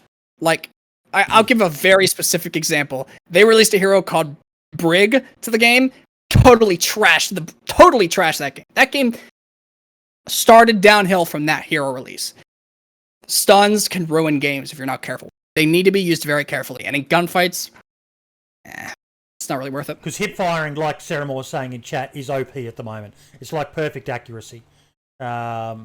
It's very, very OP. So I think that's actually a good middle ground. Look at some way of tying your accuracy of hip firing to your stamina, so that it reduces slowly the longer you're in the hip fire mode, and that the impact of it, rather than stun locking you, knocks your stamina. That to me seems like. But at the end of the day, I'm just happy they're trying something, because it was broken before, in my opinion, and they're trying something now to hopefully minimise the amount of trades that happen.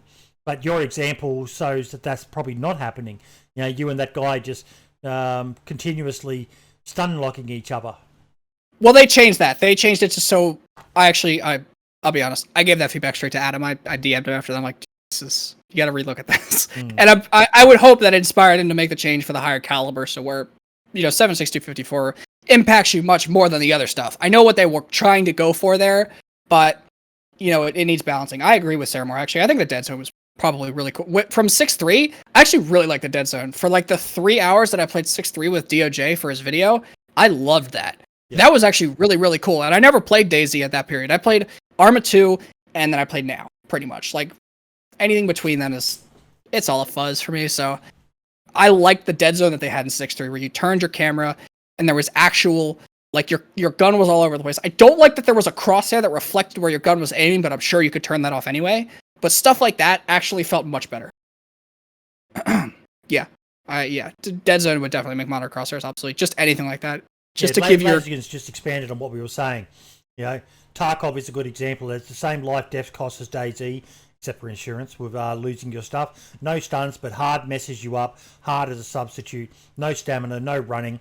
So getting hit and tying it into the caliber that hits you as well. The higher the caliber, the more stamina. And there's definitely something there. If they're listening, maybe that's an alternative. You tried something. I'm sure re-implementing Dead Zone. Now why people are upset about it, thanks to you and chat. I'm sure re-implementing Dead Zone would be really, really hard, but in the current engine.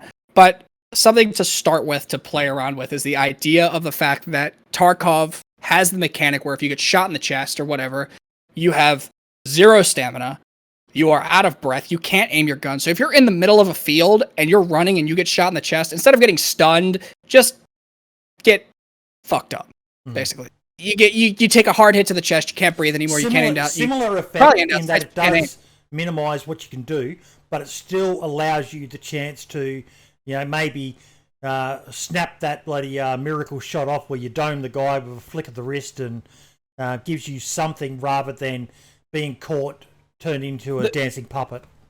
The gap between the 99% or the gap between the 1% chance, I might be able to hit this shot, to literally 0% because you can't move your character at all. That gap is so huge in games, it's ridiculous.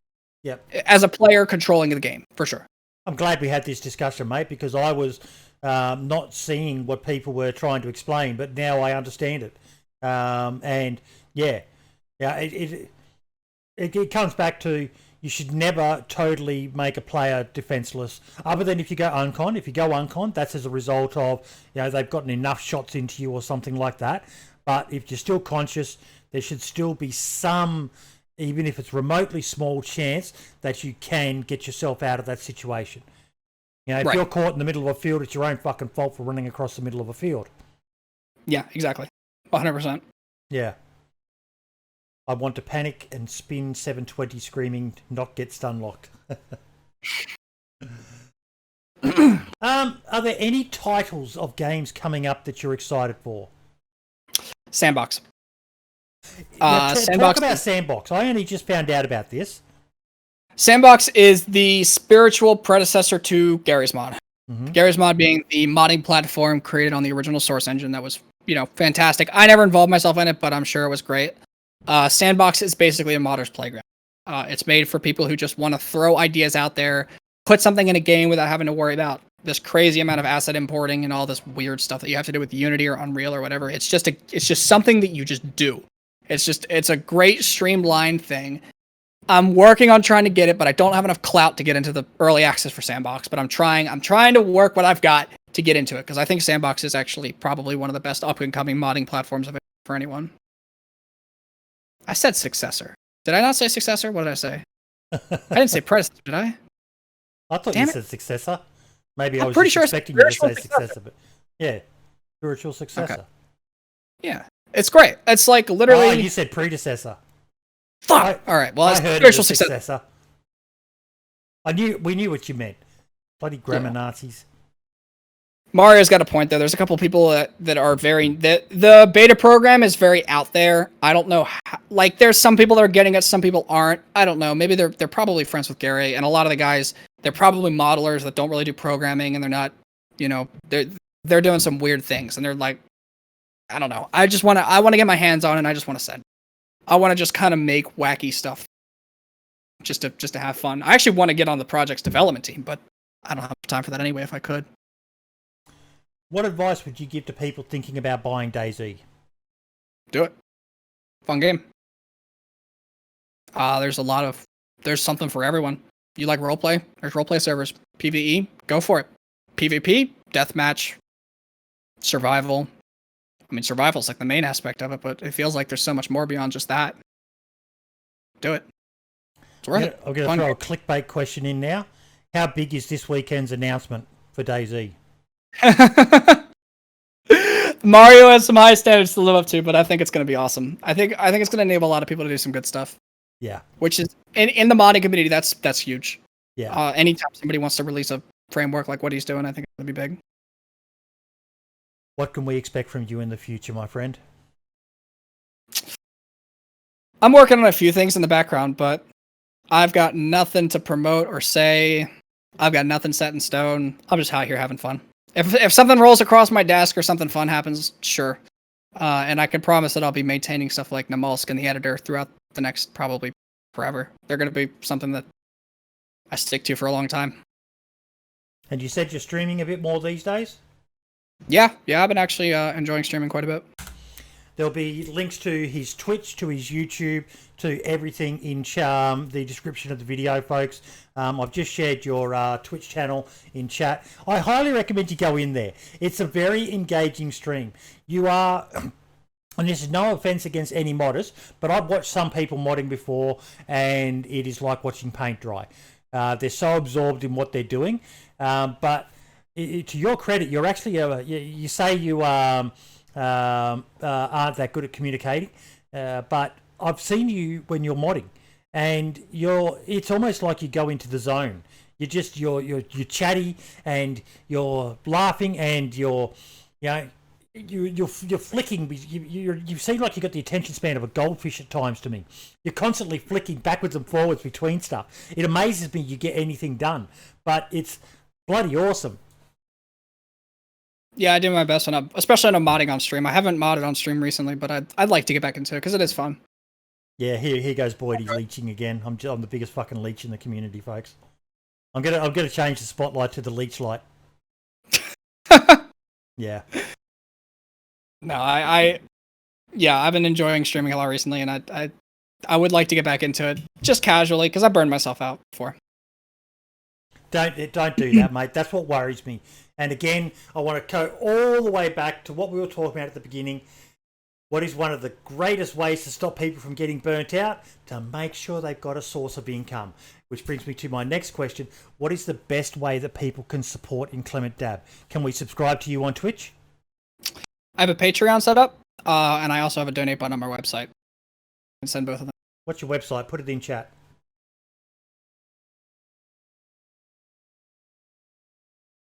Dab.dev. Dab.dev. I got really lucky with that domain. Work in progress website, but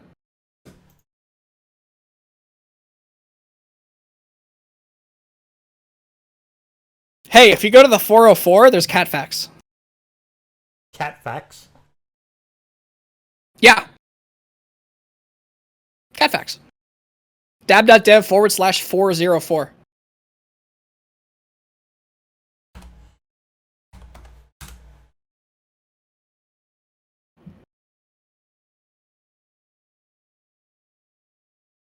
No, I will not dab for you, Edgar.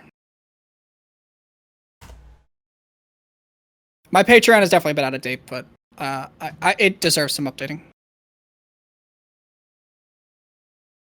Though cats can notice the fast movements of their prey, it often seems to them that the slow-moving objects are actually stagnant. There you go. And if you just keep it hitting F5, really? I don't fact check these. All right, I just put them in there.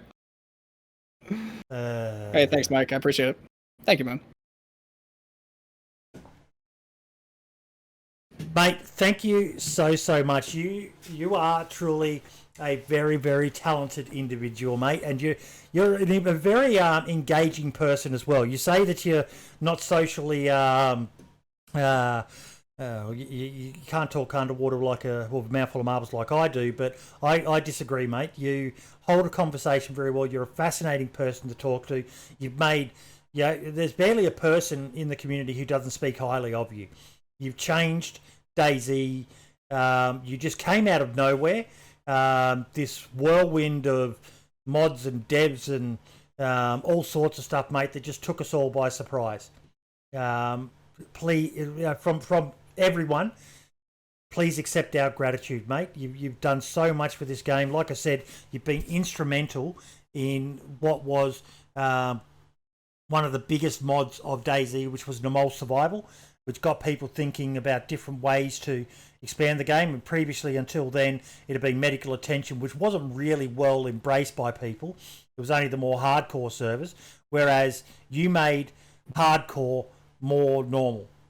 You took the hard out of the hardcore, and it created so many more interesting engagements. How many times you see, before, if you saw a fire, you would stalk up on it. Now you see a fire and it's kind of like, man, I need to get to that fucking fire. Is the fire being used as a bait, or the spawns? And people are just going up and talking to each other, and just it improved the game in ways that a lot of people just didn't quite fully embrace and understand. And I can't thank you enough for doing that, mate.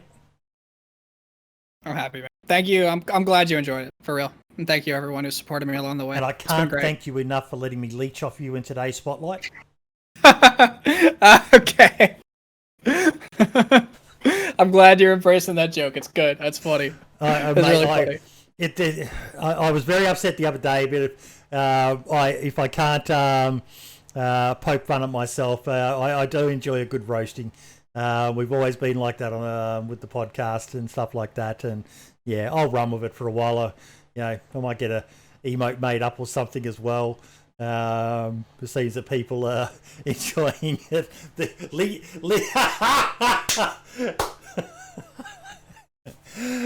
My name is now Leechy73. That's good. That is good. Thank you so much, mate. You and this isn't just really a spotlight on you, mate. It's a spotlight on modders. The last one I did was Arkansas, I believe, way back when. I'm trying to track that bastard down to find out where my fucking hype train is, by the way. We are not going to let up on him until he releases hype train. In fact, give me 1 second. At Arkansas, where hype train? I owed him that this week anyway, so it's been done again. Awesome. Because that trailer that he released, mate, oh my god, the fucking hype train. And then he goes and releases that troll fucking post with Namolsk as well, with train tracks on Namolsk, and we're like, you bastard, you motherfucker. But yeah, thank you so much, not just to you, mate, but to all you modders, because without you guys, we can all be honest, DayZ would not be where it's at right now. Modders saved DayZ, and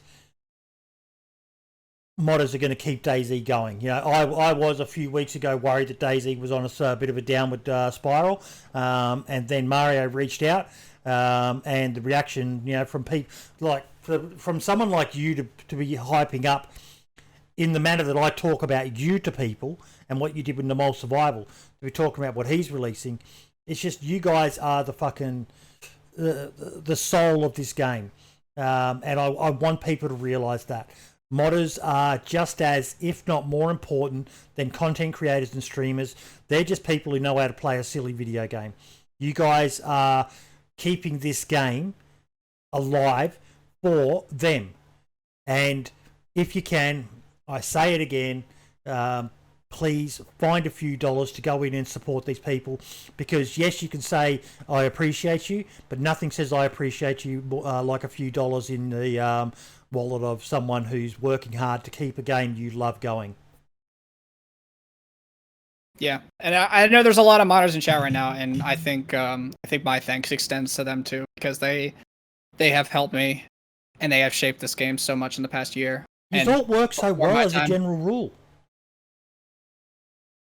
Yeah, they're great.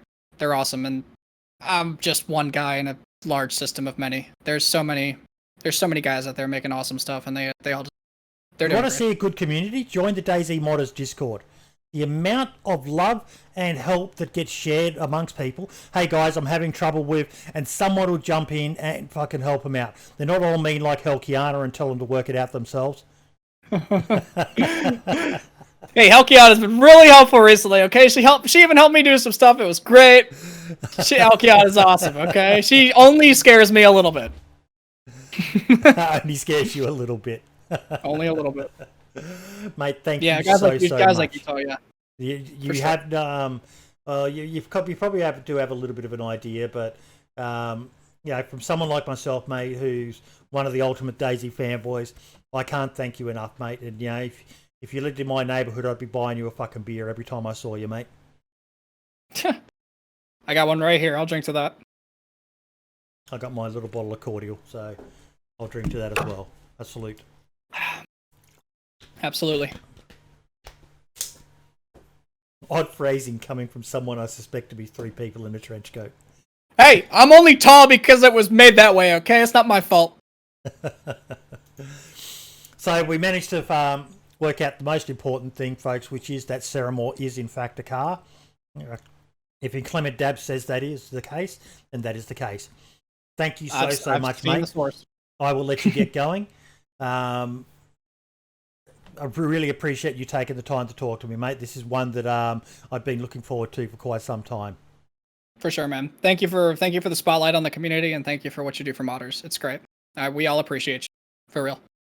Even if you do laugh at my stupid antics when I put my foot in my mouth. We have to. It's important. It's a pivotal step in the process of modding. Okay, it's never gonna get better. I'm like that bad uncle that everyone has who gets drunk at the party and everyone just sits there and goes, "Is he here again?"